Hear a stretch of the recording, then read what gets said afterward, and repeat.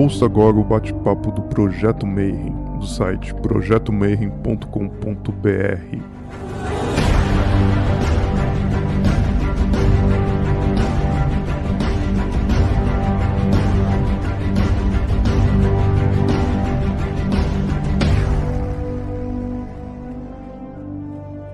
Bom dia para você que é de bom dia, boa noite para você que é da boa noite, boa tarde se você acabou de receber aí a notificação e está vindo para ver mais um vídeo do Bate-Papo Mayhem. E hoje a gente vai falar de duas coisas que eu adoro, que é música e umbanda. Para isso eu chamei um irmão de maçonaria meu que a gente não se vê faz muito tempo, mas um cara gente boa demais, um mestre, o cara já ganhou assim, todos os prêmios de Corimba que vocês imaginarem, o cara já ganhou. Ele manja pra caramba e hoje a gente vai aprender muito. Meu irmãozão Severino Sena, como é que você tá, mano? Boa noite. Boa noite, Marcelo. Boa noite a todos os irmãos e irmãs participantes. Estou bem, graças a Deus, fugindo, desviando do grande Covid aí, mas graças a Deus estamos na luta aí, isso é legal. Agradecer por esse convite. Estamos à disposição para bater papo, trocar ideia e aprender cada vez mais. Maravilha. Para você que está vendo a gente no futuro, esse projeto ele começou porque a gente não teve o evento físico. E aí eu comecei a convidar os palestrantes para a gente bater papo. E hoje a gente já está no entrevista número 164. Significa que a gente tem mais de 320 horas de material gravado. Então não esquece, se você está aqui, dá o like, segue o canal e acompanha a gente. E Severino, a primeira pergunta que a gente faz para todos os convidados é a respeito da sua jornada, né? Então, por que você entrou na Umbanda e principalmente por que você escolheu esse caminho de ser Ogã, de tocar e tal, né? Então, conta pra gente como é que era isso antes de internet, antes de tudo, né? Por que você foi por essa jornada? Eu entrei na Umbanda por causa de minha filha. Quando pequena, tinha alguns problemas que não eram problemas médicos, e a gente terminou indo na casa de uma dirigente espiritual que era conhecida da minha tia, e ela era benzida todas as vezes e ficava bem. Dali uns 15 dias começava a passar mal novamente, íamos lá e ela benzia e tudo bem. Aí um dia a dirigente falou: olha, você tem vindo sempre falar comigo tal, e tá resolvendo e depois retorna, mas eu aconselho você falar com o guia, porque aí você vai falar com a espiritualidade mesmo, para resolver de vez esse seu problema. Eu falei: tudo bem, não tem problema. Que dia que é seu trabalho? Tal dia, sexta-feira. Tá bom, sexta-feira eu tô aí. Aí eu fui na sexta-feira lá com minha filha, a esposa, passamos pelo guia e tal, e gostamos. Casa pequenininha, muito aconchegante, poucas pessoas, e gostamos do trabalho realizado lá, né? E começamos a ir todas as sextas-feiras. Só que nós não éramos, assim, participantes da casa, nós íamos como assistência, pessoas para serem atendidas pelos guias da casa, né? E eu ficava lá na assistência, os guias trabalhando e eu olhando para o trabalho que o Ogã praticava. Num determinado momento, todos os movimentos que ele fazia, eu começava a fazer na perna também. E tudo bem, para mim tá tudo normal. O trabalho rolando lá, o cara tocando no atabaque, eu tocando na perna, né, quietinho, no canto lá, né, achando que não estava nem sendo percebido, né. Aí um dia o Ogã veio conversar comigo, falou: poxa, você tá todas as sextas-feiras aí, eu preciso de alguém me ajudando lá. Eu falei: mano, eu não sei tocar esse barato aí não, eu gosto, vejo você tocar, legal pra caramba, mas não sei tocar. Eu toco sambinha de porta de bar, de futebol, que era que eu fazia na época, né, muito futebol, campo de várzea e tal, né. Ele falou: não, você toca sim, porque o que eu faço lá eu tenho visto você fazer na perna. Eu falei: não, que é isso? Eu falei: vai, vamos lá, você vai ver. Aí ele começou a me ensinar, foi muito rápido o aprendizado, achei legal pra caramba, e 6 meses que eu tava ajudando ele, e ele simplesmente deixou o terreiro e não foi mais. Aí eu fiquei sozinho sem saber o que fazer, porque 6 meses ajudando é praticamente nada. 6 meses você tira uma vez só por semana, não dá nada disso daí de aprendizado. E eu fiquei numa sinuca de bico danado, porque eu não sabia o que fazer, porque eu não entendia dos guias, eu não entendia do que estava acontecendo, porque eu estava lá ajudando o cara a tocar, não sabia nem quais eram as músicas, sequência, eu não sabia nada, simplesmente eu estava lá, né? Aí começamos, aí ele saiu, a dirigente me chamou e falou: bom, você aumentou sua responsabilidade, minha filha vai te ajudar, na verdade ela vai comandar, você preste mais atenção no trabalho e tudo bem. Aí tudo bem, comecei a prestar atenção no trabalho, aí uma médium dos trabalhos veio conversar comigo e falou: Severino, você eu tenho visto que você está se esforçando bastante. Eu conheço uma escola que está ensinando a tocar atabaque aqui perto. Se você tiver intenção mesmo, dá um pulo lá. Aí eu falei, quero sim. Aí ela me passou o endereço e eu fui. A escola de Umbanda de Ecologia, na Casa Verde Alta. Aí eu fui, gostei e comecei a frequentar o curso. Aí comecei a olhar a coisa com outros olhos, né? O que era um guia, o que era uma entidade, o que era um orixá, ter os olhos diferentes para começar a pensar na música. E foi legal, e a ascensão foi boa dentro da escola. Em pouco tempo eu já estava em nível bem avançado dentro da escola. E depois de um certo tempo já estava comandando o trabalho lá no terreiro que eu estava frequentando. E a ascensão foi muito rápida, foi legal. Aí me formei nessa escola com boas notas e me dava condição de fazer curso para instrutor. E aí eu fui fazer o curso para instrutor e fui instrutor dessa escola durante uns 12 anos, mais ou menos, e foi legal. Até chegar o momento de tomar outros rumos fora da escola, né? Aí, antes disso, conheci o pai Rubens, lá no Colégio Pai Benedito. Ele já me conhecia dos eventos que eu participava pela escola, e eu não conhecia, mas ele já estava vendo a gente já durante um certo tempo. Foi quando surgiu aquele grupo musical, o Grupo Aruanã, que um dos instrutores era o fundador do grupo. Então, foi legal, foi uma ascensão bacana, até que a gente montou a nossa escola, o Núcleo de Curimba Tambor de Orixá, em 2006. Pra você ter uma ideia, nesse mesmo período, começou a febre do karaokê aqui no Brasil. Então, tinha karaokê para tudo quanto é lá, todas as festas que a gente ia, tinha karaokê. Eu não sabia as músicas, só sabia macumba. Chegou um período que o pessoal põe música para cantar, eu não sabia. Eu não sabia as músicas. Até hoje, na verdade, eu tenho dificuldade. As músicas normais MPB, tenho dificuldade. Aí entrou o pagode, toda aquela febre de pagode também, não sei nada. Não sei nada de pagode. Eu não sei nada de outras músicas. Eu sei música religiosa. Uma pergunta que a gente sempre faz abrindo, né? Pergunta assim, do teu ponto de vista que está focado em música, né? De você ver a função da música dentro do terreiro, né? Então, o que é magia para você? Bom, a magia é a realização de algo que quase a gente não vê. Então, a música é uma magia, o olhar é uma magia, a música é uma magia de encanto, movimenta determinadas energias que o pessoal não consegue ver, mas consegue sentir. Esse é o grande detalhe. Só para acrescentar, a gente começou a buscar essas informações e aí eu fui buscar também conhecimento musical. Eu conheci professores de música, maestrina uma parceira nossa, depois tornou uma parceira nossa, maestrina Luciana Barleta. Então eu fui conhecer de música, como cantar corretamente dentro de todas as notas musicais, para que depois que eu estivesse já montando a nossa escola, eu tivesse condições de passar tecnicamente. Voltando à magia, eu acho a magia, o terreiro, a Umbanda é magística. A Umbanda, quando um guia sopra uma fumaça de um charuto, de um cigarro na pessoa, ele está praticando uma magia. Quando vai começar um trabalho que é feito uma defumação, é uma magia. O canto é uma magia para realizar algo ou apoiar em algo que está sendo realizado ou parar algo. Então, tudo isso é magia. E para o pessoal que está leigo, às vezes tem muita gente, como a gente fala para a gente de todas as vertentes possíveis, né? Então a gente tem que começar bem do básico. Então, o que é um Ogã e qual que é a relação dele com o Pai de Santo numa organização de uma gira? O Ogã é um termo muito utilizado no culto de nação, no candomblé, nas diversas nações de candomblé. Na Umbanda, utiliza também esse termo Ogã, mas são funções um pouquinho diferentes do culto de nação. Inclusive, o pessoal nem gosta que a gente utilize esse termo. Mas na Umbanda, e a Umbanda em si, é uma somatória de muitas religiões. É a somatória do candomblé, é a somatória do catolicismo, do evangélico agora, os novos, os antigos, xamanismo e muitas coisas. Então, o Ogã seria aquele elemento de ligação entre o espiritual e o material. É aquele elemento que pratica determinadas magias, a magia do encanto, no seu toque e no seu canto, que liga o espiritual com o material. E ele é o braço direito do dirigente, porque o dirigente é o responsável pela casa.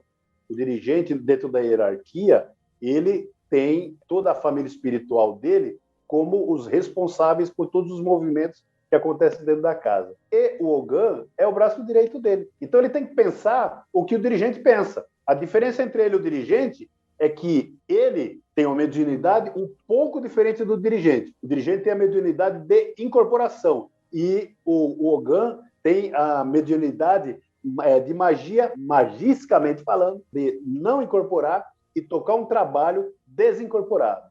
Então, é um médium escolhido, é um médium tanto quanto os outros, escolhido para tocar um trabalho lúcido. Tem influências, tem informações, mas não incorpora. Você não incorpora, mas você sente que quando você está tocando, dependendo da gira, as entidades ficam próximas e você tem influência delas? As entidades são próximas o tempo todo. E a gente, quando está tocando uma gira, às vezes a gente sente raiva, a gente chora quando está tocando, dependendo da música, dependendo do momento. Você sente alegria, sabe? Tem hora que você imprime uma determinada frequência no toque e no canto, que você começa a chorar ou você começa a sorrir naquele canto e o pessoal não entende o que está acontecendo. Mas você está sob influência ali também. Você só não está incorporado, mas você está sentindo todas aquelas vibrações que todos os outros estão sentindo também. A presença do Ogã é uma coisa maravilhosa, né? Porque acho que a Umbanda, o Candomblé, é o único culto que a hora que você vai, você sente a batida, tudo. Eles falaram, batia na perna. Eu também bati, acho que todo mundo que tá ali parando, não tem como, né?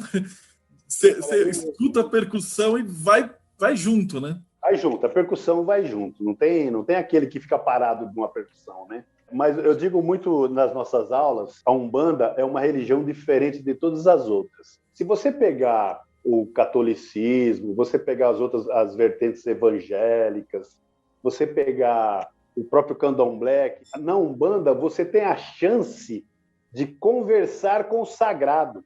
É diferente. Você vai na igreja católica, você se concentra, você ouve uma preleção de um padre, você reza, você se eleva nos pensamentos para tentar se conectar com o sagrado. Mas na Umbanda, além de tudo isso, você conversa, você pede conselhos, você reclama de determinadas coisas, você pede orientação, você aceita e é orientado para determinadas coisas. Então, é a única religião que te dá essa condição.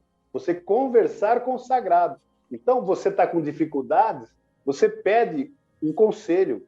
Cabe a você se vai seguir ou não, mas você vai ter uma orientação de como se portar melhor, de como conduzir determinadas situações. Determinadas pessoas que estão próximas da gente, as entidades nos alertam, falar cuidado com situações assim. Ela não vai falar fulano de tal, mas cuidado com situações que podem acontecer. Então, te alerta para determinadas situações.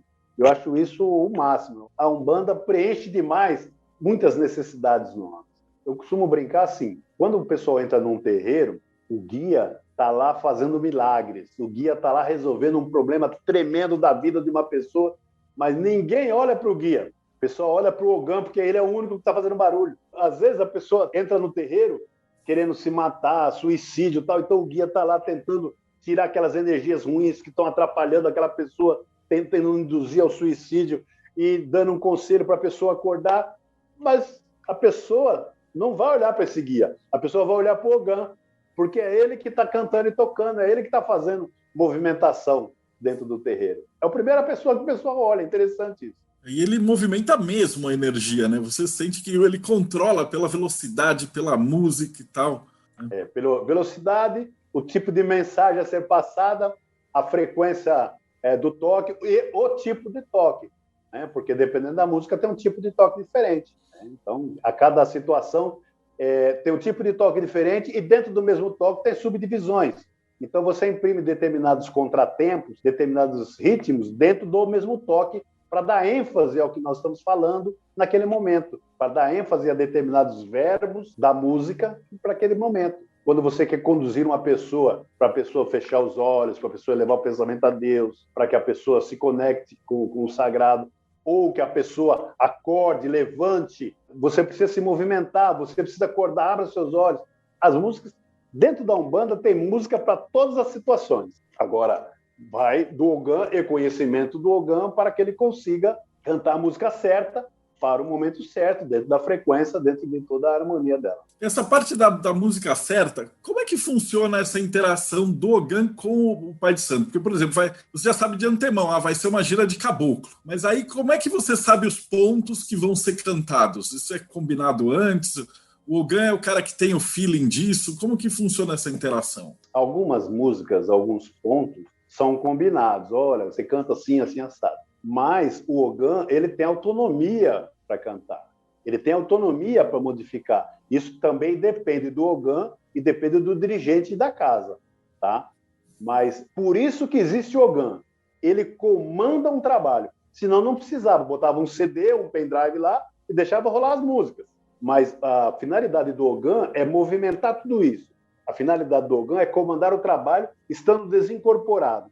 Então o Ogan, ele fica tocando, olhando todas as movimentações do terreiro, tipo numa parabólica, tá ligado em tudo que está acontecendo, e ele vai cantando os pontos. É por isso que eu digo que ele tem que saber muitos pontos, para que ele cante o ponto certo para aquela situação. Se você pega um terreiro pequeno, você conduz o trabalho de uma forma. Se você pega um terreiro grande, você conduz o trabalho de outra forma. Mas você tem que estar sempre alinhado com o dirigente. Você tem que estar sempre alinhado com a direção da casa, certo? Porque é o guia-chefe que manda em tudo. Então, você vai comandando o trabalho, mas você não pode tirar seus olhos do guia-chefe, porque ele que está sabendo o que está acontecendo em tudo lá. E também a visão do Ogan, por exemplo, se você está observando um terreiro pequeno e um médium está com alguma dificuldade e tal, você pode reforçar a música daquela entidade, né, para também facilitar. Se um terreiro é pequeno, tudo teoricamente se torna mais fácil, teoricamente, porque o tamanho da encrenca que vem pela frente a gente nunca vê. Mas se o terreiro é pequeno, você consegue controlar as músicas que você vai cantar para determinadas entidades. Você pega um terreiro com 5, 10 médios, trabalhando incorporados, você começa a cantar músicas segmentadas para cada um dos 10 guias incorporados. Então tá fácil. Agora, você pega um terreiro de 300 médios, 500 médios incorporados, você já tem que pensar diferente, porque você não vai tocar para os 500 um a um. Você vai tocar para alguns nominais e vai trabalhar em cima das falanges dos demais, das linhas dos demais, porque você não consegue segmentar 500 guias, até porque, mesmo o guia tendo o mesmo nome, ele pode trabalhar em frequências diferentes. E isso é o que acontece dentro da casa. E ele também é responsável, também, às vezes ele que puxa a cantoria, mas tem momentos também que também aí baixo ele controla, aí o som tem que ir mais devagar, porque o pessoal está dando consulta. Isso aí também vai do feeling do Ogan. Do feeling e do sistema de trabalho da casa, né? Porque tem casa que você tem que cantar para que os consulentes conversem com os guias e um não fique ouvindo o problema do outro. E tem casa que você não pode cantar durante o atendimento para que o consulente ouça o que o guia está falando para ele. Então, isso vai depender do dirigente, do sistema da casa trabalhar, entendeu? Isso muda muito de casa para casa. Normalmente, se trabalha com 3 atabaques. É o padrão. Mas tem casa que trabalha com 1, tem casa que trabalha com 10. Ok, cada um é cada um. Mas o padrão são 3 atabaques, para se formar uma harmonia de som, que são sonoridades diferentes. E responsabilidades diferentes também. Mas, se você trabalha, vamos imaginar que a equipe dos Ogans, de toque e canto, tem um bom padrão de toque, eles vão tocar suave, vão cantar suave, sem interferir no trabalho.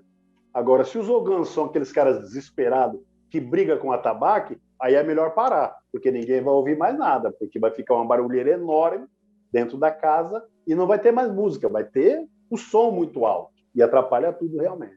E utiliza-se só o atabaque ou você já chegou a ver outros instrumentos juntos? Não, na percussão tem diversos instrumentos que também você pode usar. Você pode usar o agogô, faz parte. Você pode usar o chiquerê, que algumas casas usam, o ganzá, algumas casas usam.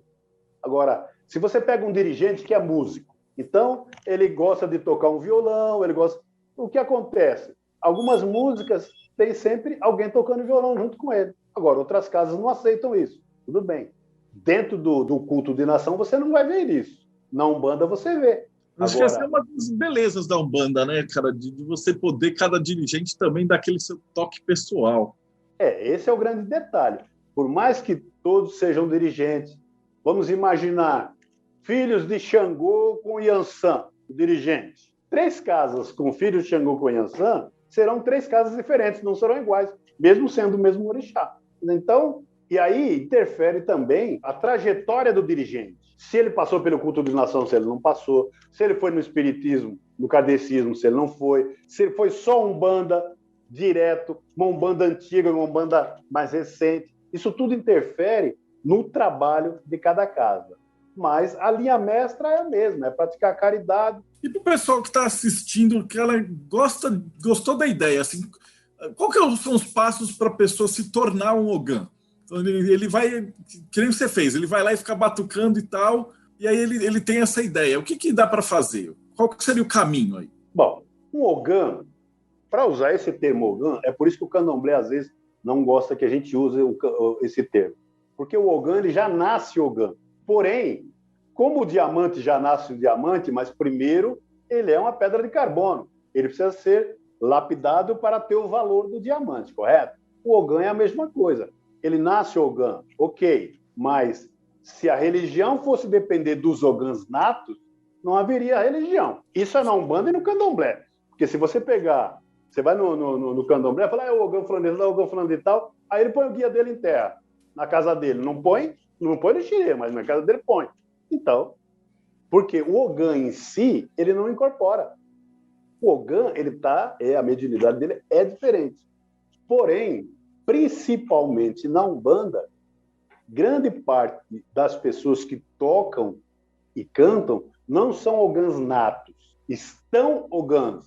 Então, são médiuns de incorporação, são médiuns, Ogã de salão, por exemplo, são médiuns que ajudam no salão, mas sabem tocar, sabem cantar, fazem isso muito bem, movimenta a energia muito boa e termina atendendo. Ok. Na Umbanda, isto é aceito. No culto de nação não é, mas na Umbanda é. No culto de nação, o cara tem que ser escolhido, é igual mão de corte. Exatamente. Esse é um Ogã de corte. Você tem mão de corte, ele vai ser um Ogã de corte. Então ele não vai tocar e ele não vai fazer outras coisas. Porque acaba sendo muita gente também, né? Você vai ter aqueles escolhidos e tal, e a galera que está treinando. É por isso que houve um advento muito bom, que foi o surgimento das escolas de Curimba. Porque para sanar necessidades, a espiritualidade age assim. Num terreiro, ela põe determinadas pessoas que no futuro vão abrir casas. Ok. Só que, qual é a condição para abrir casa? Ter um dirigente, ter um Ogã e ter médiums. Na Umbanda, a preferência é por médios, não é por Ogã. No Candomblé, a preferência é por Ogã. Quando o dirigente do culto de nação vai abrir uma casa, o primeiro filho que ele pensa é no Ogã, não é nos outros médios que vão frequentar a casa dele. O primeiro que ele pensa é no Ogã, porque é o Ogã que vai tocar o xirê, é o Ogã que vai tocar o trabalho dele. Na Umbanda é diferente. Na Umbanda, o dirigente vai montar uma casa, ele se junta com os amigos que são médios de incorporação e os que não são, e monta a casa. Ah, mas não tem ninguém para tocar. Põe o CD, que o guia vai trabalhar sem o Ogã, até achar um Ogã que frequente a casa. Então, a Umbanda é assim, e as coisas acontecem. Por quê? Porque o grande detalhe na Umbanda é a incorporação. Agora, feliz é aquela casa que tem o dirigente, tem os médios antigos, tem os médios novos, tem os cambonos, tem os seus Ogãs para tocar. Mas não são todas as casas que são bem estruturadas desse jeito. Porque precisa de abrir muitas casas, muitas pessoas necessitadas. Se abrir uma casa hoje, uma semana depois você está com a sua assistência lotada. Não importa o tamanho da sua casa. Se for uma casa que cabe 10 pessoas, 100 pessoas, 1000 pessoas, você vai ter fila na sua porta, porque a população está necessitada. Não tem jeito. Então, como é que surgiu aí a ideia de você montar a tua casa? Conta um pouquinho da história da escola, da tua escola. Eu fiquei na escola, nessa primeira escola, durante 12 anos dando aula lá. Eu era o vice-presidente, o presidente era o Pai Zé Valdivino, que era o meu dirigente espiritual na época. Mas havia sempre pedidos para que a gente abrisse escola em outros locais, porque a escola está localizada na Zona Norte e tem pessoal do extremo da Zona Sul, do extremo da Zona Leste, sabe? Então, é difícil o pessoal chegar nessa escola. Então, chegou o momento que a espiritualidade ficou cutucando a gente para que tomasse uma decisão. É sempre assim, a água tem que bater no traseiro para você decidir as coisas, né? Aí chegou um momento que a gente decidiu começar a dar aulas em algumas regiões de São Paulo. Então, escolhemos alguns terreiros, um deles foi do Alexandre Comino, escolhemos mais 3 terreiros em regiões diferentes e começamos a dar aula. E aí a coisa começou a crescer. E assim foi, e formamos muita gente, muitos instrutores e muitas escolas. Posso lhe garantir que a maioria das escolas existentes hoje passaram pelo nosso sistema de ensino. Em primeiro lugar, como é que eu faço para comprar um atabaque? O atabaque é um instrumento musical tanto quanto os outros. A pessoa tem que achar um instrumento de qualidade e entender um pouco dele para tirar a sonoridade, porque o fabricante ele não se preocupa com sonoridade, porque ele não sabe para quem ele vai vender aquele atabaque. Então ele faz um padrão e bota no mercado. Agora, tem qualidade de todo tipo de instrumento. Então, a pessoa que for comprar um instrumento tem que procurar um instrumento de boa qualidade, entender a sonoridade dele, para que realmente haja a afinação correta, para que tire um bom som. Ok. E aí, vocês estão dando curso também nessa pandemia? Como é que a gente acha vocês? Nós temos um curso online, já faz 10 anos que a gente está nesse curso online, pela plataforma Umbanda EAD, Umbanda Sem Distância. Tem já cursos normais. Para os presenciais, os alunos novos, no momento da pandemia, não estamos tendo, mas os alunos que eram frequentadores estão gravando treinos em casa, manda para a gente analisa, observa, corrige, responde e a gente fica nessa troca de informações até ter autorização da gente voltar a ter o presencial. Para quem está assistindo aqui, como é que o pessoal te acha, né? O que o Severino passar, eu vou colocar os links aqui embaixo. Então, você olha na descrição do vídeo e aí vai ter o jeito de contatar ele. Bom, telefone, celular, né? 11 9 9622 7909. E tem também pelo Facebook, Severino Sena, e no Instagram, Severino Sena, YouTube, Severino Sena, ou Núcleo de Curimba Tambor de Orixá. Pô, maravilha. Mas, assim, eu cheguei a entrevistar um pessoal que aquilo era maestro tal, e eu acho a relação do Ogan com o negócio é praticamente um maestro de um homem só. Nós temos uma parceira que foi aluna nossa e eu me tornei aluno dela também, a maestrina Luciana Barleta. Ela toca diversos instrumentos e foi a professora que me colocou no canto para que eu pudesse ter determinados padrões de canto para responder à necessidade e à ansiedade dos alunos. Então, a visão do maestro é um pouco diferente da visão do músico, né? Porque o maestro ele pensa no geral da equipe, né? E o Ogan é assim.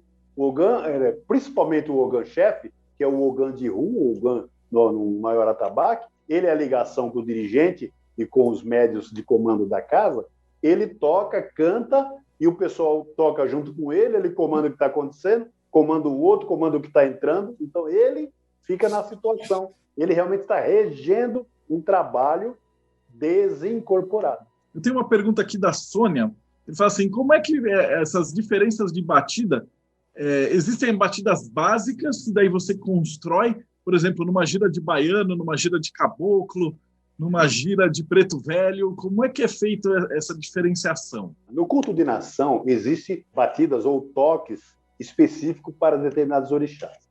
Na Umbanda, a música leva ao toque. Então, dentro de uma linha de baiano, nós podemos tocar diversos toques. Na Umbanda é assim. Nós podemos tocar diversos toques. Dependendo do que esteja acontecendo no momento, nós podemos cantar uma música suave, vamos tocar um toque suave. Podemos estar negociando com uma entidade do mal ou nos impondo sobre ela, então o toque vai ter que ser mais agressivo, porque ele vai ter que sentir isso na vibração. Então, a mensagem é uma e o toque é outro. Dentro do mesmo toque, a gente consegue modificar a situação. Nós podemos tocar o mesmo toque em velocidade lenta, tipo de um lamento, ou uma velocidade forte, ou com mais contratempos, dando uma vibração maior, de briga, por exemplo, de embate, por exemplo. Fazendo uma analogia, quem já viu aqueles filmes antigos, das naus de antigamente, aqueles filmes de Ben-Hur, tinha um comandante que tocava a velocidade pelo qual as naus entrariam em combate, uma chocando com a outra. Então, conforme o ritmo dele, tum, tum, seria a remada de todo aquele pessoal que está remando para levar a nau. Ou ele acelerava, ia mudar a remada. A mesma coisa são os toques. Conforme a situação, você aplica uma frequência diferente, principalmente acompanhando a melodia, acompanhando a mensagem. 90% dos toques, ele é em segundo plano, ele acompanha a mensagem. Agora, tem toque, dentro das situações, que ele é o principal. Uma pergunta da Vi Brasil, ela fala assim, aqui em Recife existe uma discussão sobre apresentações artísticas. Por aqui é muito comum que as casas de show tenham grupos assim. O que você pensa disso? Você acha que desvirtua o sentido? Olha, a apresentação artística é para mostrar ao povo que não é da religião que nós estamos vivos, que a nossa religião existe. O que não pode é confundir o mundo profano com o mundo sagrado. Então, eu, por exemplo, eu participo de alguns eventos, eu participo de shows, eu participo de palestras, porém, uma coisa é você estar dentro de um teatro, estar dentro de uma escola de samba, estar numa avenida cantando, você vai ter que passar toda aquela energia que a música tem, mas você não pode confundir aquela situação com o terreiro. Você não pode cantar os dois da mesma forma e não pode entender que as duas são coisas iguais. Não, são a mesma música em situações diferentes. Isso você precisa aprender a definir, porque terreiro é terreiro, teatro é teatro, palco é palco, escola é escola, porque as pessoas, às vezes, isso é muito importante, você, meu irmão, você, minha irmã, que está nos acompanhando, o simples fato de uma música mencionar o nome de um orixá não quer dizer que aquela música seja um ponto. Ela está falando somente. Agora, a energia de terreiro daquele orixá é outra, é totalmente diferente. Então, o frequentador tem que saber disso. O Cândido está perguntando se existe algum tipo de preparação do Ogã para uma boa sintonização com os guias, como os médiums fazem, né? Que tem que tomar um banho, não pode fazer sexo, não pode beber. Existe alguma preparação antes de entrar no terreiro para o Ogã? Todas as preparações dos médios são as mesmas preparações para o Ogã. A diferença dele é o tipo de mediunidade. O Ogã nato não tem a mediunidade da incorporação, mas na Umbanda, grande parte das pessoas que tocam incorporam também. Então, esse principalmente tem que ter essas obrigações. O banho, a defesa, cuidar do pensamento e tudo mais. Isso tudo normal, com todos os outros irmãos da casa. Maravilha. A gente já quase chegando no final, tem a última pergunta que é assim, para a pessoa que chegou agora, viu essa palestra, falou, poxa vida, que legal essa Umbanda e tal, quero começar. Então, que conselho que você daria para alguém que quer começar a ver esse mundo espiritual? É complicado. Hoje em dia, existem alguns cursos de desenvolvimento espiritual para a pessoa que sente algumas coisas e não sabe o que é.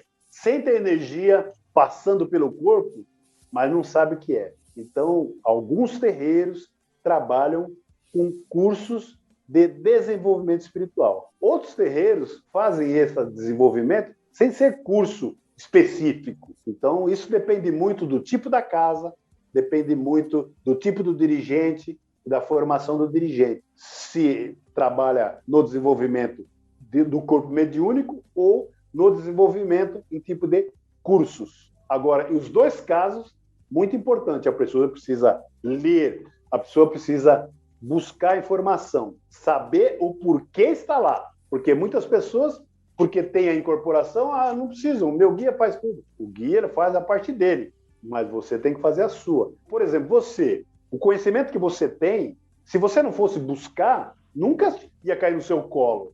Cai um livro no seu colo. Se você não abrir para ler, você não vai saber o conteúdo dele.